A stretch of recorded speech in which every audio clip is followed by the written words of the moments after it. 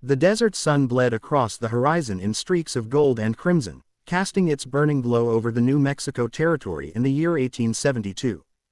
Dust swirled with every gust of wind, carrying the scent of mesquite and horse sweat. Wagons creaked on their way to distant towns, and the iron rails of the half-built railroad stretched like a snake across the land that had once belonged solely to the Apache. Outlaws, ranchers, gamblers, and soldiers roamed this unforgiving country, each of them carving out their piece of survival, their piece of power.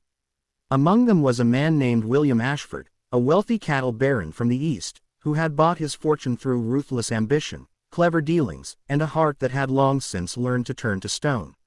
He had come west not for land or gold, but for something no one in the saloons dared speak aloud without lowering their voice. He had come for an Apache woman. Rumors spread quickly in the frontier towns, rumors that Ashford had paid an astonishing $100,000 to secure her. To the rough men of the territory, that amount was unfathomable, a sum that could buy whole ranches, entire herds of cattle, or even bribe a governor. Why would any man, let alone a calculating tycoon, spend that much on a single woman? The whispers grew louder each night in the saloons of Santa Fe, in the smoky backrooms where whiskey burned throats and dice clattered on scarred tables. Some said she was a beauty unlike any seen before, a fierce daughter of the Apache chiefs, with raven hair that caught the moonlight and eyes like obsidian fire. Others said Ashford's motives ran deeper, perhaps revenge, perhaps politics, or perhaps some hidden bargain only he and God knew. The truth was far more complicated. Her name was Ahioka, meaning, she brought happiness, in her native tongue, though happiness was the last thing she felt as chains weighed heavy on her wrists and her ankles. She had been captured months before in a raid gone wrong, her people scattered, her father, once a respected Apache leader, killed defending their camp. Sold from hand to hand, like stolen goods passed along by traders and mercenaries, she had seen cruelty enough to break most souls. Yet her spirit burned, silent but unyielding. When William Ashford laid eyes on her at a private auction arranged by men who trafficked in shadows, he felt something stir in him he hadn't felt in years, something dangerous, something that made him loosen his iron grip on money and part with $100,000 in gold. The transaction shocked even the hardened traders. "You're a fool, Ashford," one of them spat, laughing as the weight of the gold was counted. "No woman is worth that much, not even a queen." But William said nothing, his cold gray eyes fixed on Ahioka, who stood straight despite her shackles, her gaze cutting sharper than any blade. When he brought her to his sprawling ranch near the foothills, the men working his land exchanged wary glances. They were used to Mexican servants, Chinese laborers, and the occasional captured Indian forced into hard labor, but this was different. She wasn't just a woman. She was a symbol of resistance, of war, of untamed land that refused to bow. The Apache were feared and hated in equal measure. To keep one under his roof, especially at such a cost, was seen as madness. But William didn't care what they thought. At night, when the desert cooled and the coyotes howled at the moon, William sat by the fireplace, whiskey glass in hand, watching her from across the room. She didn't cower, didn't plead, didn't break under his gaze. If anything, her silence unsettled him more than words could. He wondered if she was planning his death. He wondered if he secretly wanted her to. The days stretched on, filled with the endless grind of ranch work and the silence between them. William never touched her, never forced himself upon her. Instead, he kept her close, like a man guarding treasure, like a king holding a crown no one else could claim. The ranch hands whispered. Some thought he was bewitched. Others believed he planned to use her to broker peace with the Apaches, or perhaps leverage her bloodline for some dark bargain. None dared ask him directly. But Ahioka, in the stillness of the night, asked herself the question burning inside her. Why did this white man pay such a fortune for me? One evening, as the sun dipped low and painted the land in molten red, William finally broke his silence. He stood near the corral, watching the horses stamp their hooves, and without looking at her, he spoke. "I didn't buy you to own you," he said, his voice low, as if the desert itself might be listening. "I bought you to save you. From them." His words struck her like a rattlesnake bite. Save her. From whom? He gave no explanation, only turned and walked back to the ranch house, leaving her standing in the dust with confusion swirling in her chest. For the first time since her capture, Ahioka felt her certainty crack. The white man who held her chains might not be what he seemed. But in the West, nothing stayed hidden for long. Word of William's purchase traveled beyond the ranch, beyond the town, into the ears of men who thrived on violence. A band of outlaws, led by a ruthless gunslinger named Caleb, Blackjack, Boone, heard of the fortune spent on the Apache woman and decided no rich man deserved such a prize. To them, she was worth gold, power, and perhaps even leverage with the Apache tribes themselves. Under the veil of night, they rode hard toward Ashford's ranch, guns gleaming under the starlight. And as the coyotes wailed into the darkness, Ahioka felt a shiver crawl down her spine. Something was coming, something that would test her spirit, and William's too, in ways neither of them could yet imagine. The night exploded with the sound of gunfire. Bullets tore through the wooden fences of the ranch as horses shrieked and bolted into the desert darkness. William Ashford woke to the thunder of hooves and the acrid smell of smoke. He reached for the Colt revolver resting on the table beside his bed, his instincts sharpened from years of surviving ruthless business rivals and the dangers of the frontier. The ranch house shook under the assault as windows shattered and men shouted outside. Ahioka, who had been lying awake on a blanket by the hearth, was already on her feet, her black eyes burning with recognition.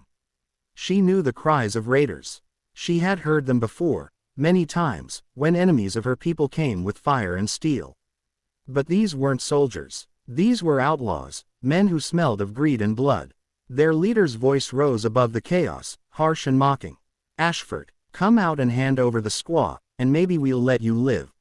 William pushed open the door with his revolver drawn, his tall frame silhouetted against the glow of the flames now consuming one of the barns. His ranch hands had scrambled for rifles and were firing back from the shadows, but the outlaws had numbers and ruthlessness on their side. William's gray eyes searched through the smoke until they landed on the man barking orders from horseback. Caleb, Blackjack, Boone, an outlaw so feared that mothers warned their children of him by the firelight. His face was marked by a jagged scar, his smile twisted, his black hat low over his eyes. Boone sat tall in the saddle, his Winchester rifle resting casually across his arm, as though the battle raging around him was nothing more than a game.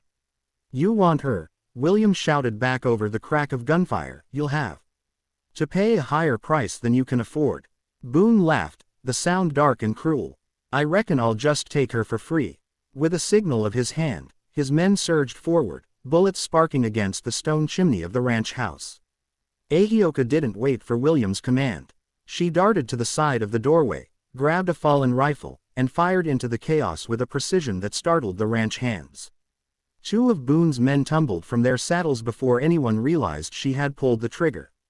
Her movements were swift, sharp, born from years of survival. William glanced at her, surprised but unwilling to waste time questioning. For the first time, they weren't master and captive. They were allies bound by the need to survive. The night stretched into a brutal contest of will. The ranch hands fought valiantly, but Boone's gang pressed harder, setting fire to the stables, killing livestock, and tearing through the property like wolves. William knew they couldn't hold out until dawn. He made a swift decision. "The canyon," he muttered to Ahioka as he reloaded his revolver.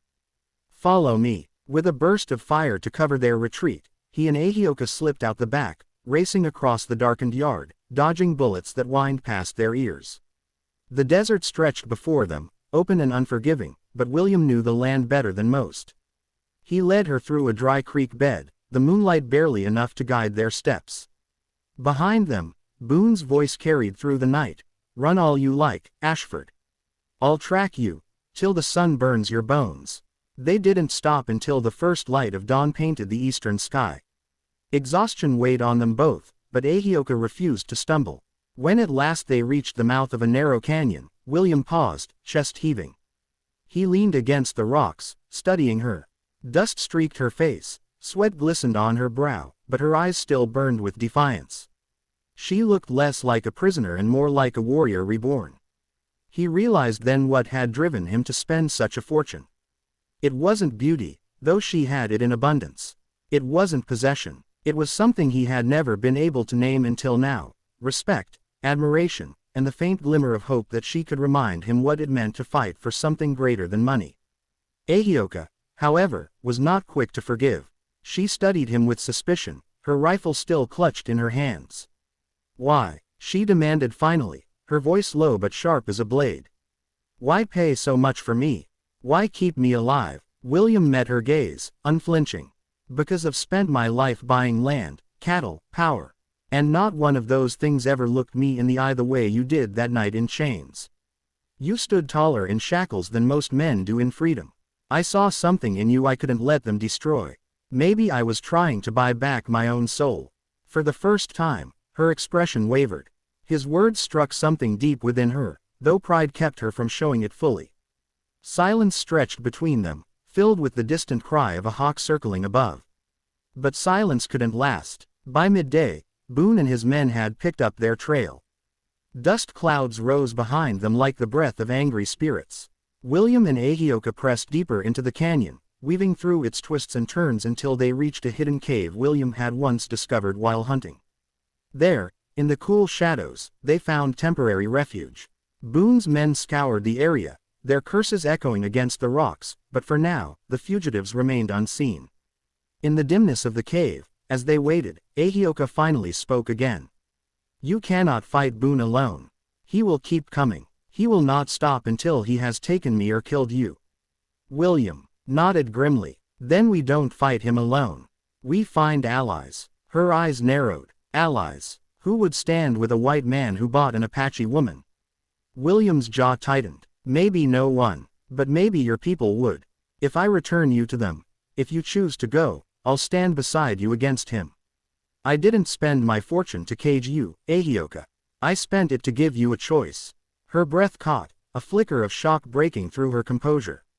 A choice. It was a word she had nearly forgotten, a freedom stolen from her since the night of her capture. And for the first time, she began to wonder if fate had not placed William Ashford in her path by accident. Outside, the desert wind howled like a warning. Boone was still out there, and the reckoning was coming. The ending no one expected was beginning to unfold.